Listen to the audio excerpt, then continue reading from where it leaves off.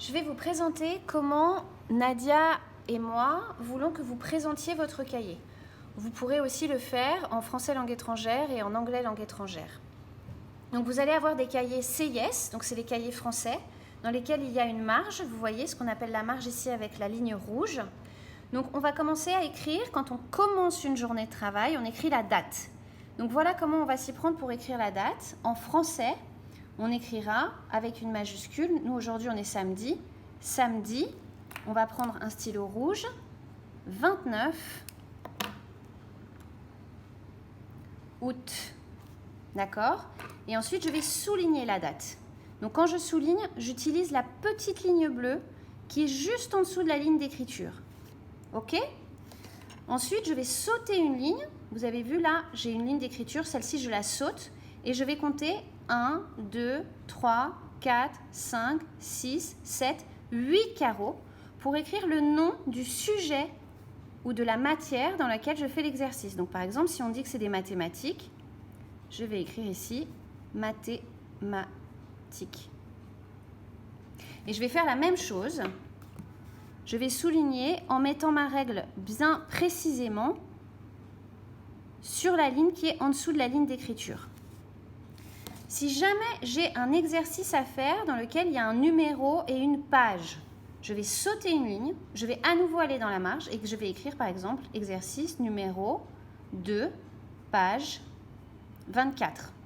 Et là, je vais souligner à nouveau de la même manière et je vais faire mon exercice ici.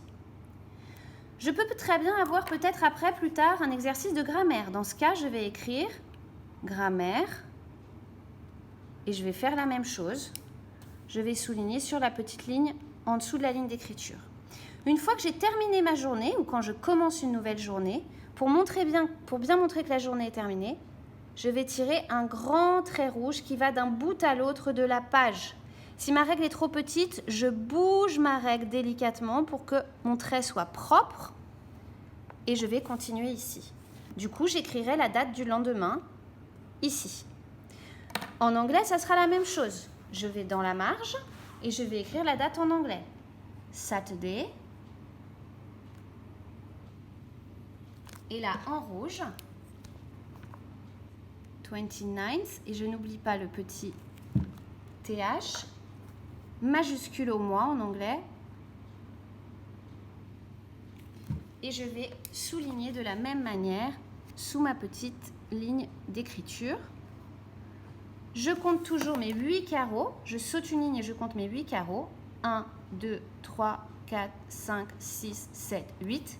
Et je vais écrire mathématiques.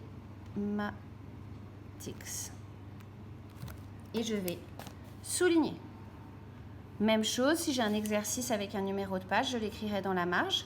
Et quand j'ai fini ma journée, je tire à nouveau un grand trait rouge pour bien montrer que la journée est terminée.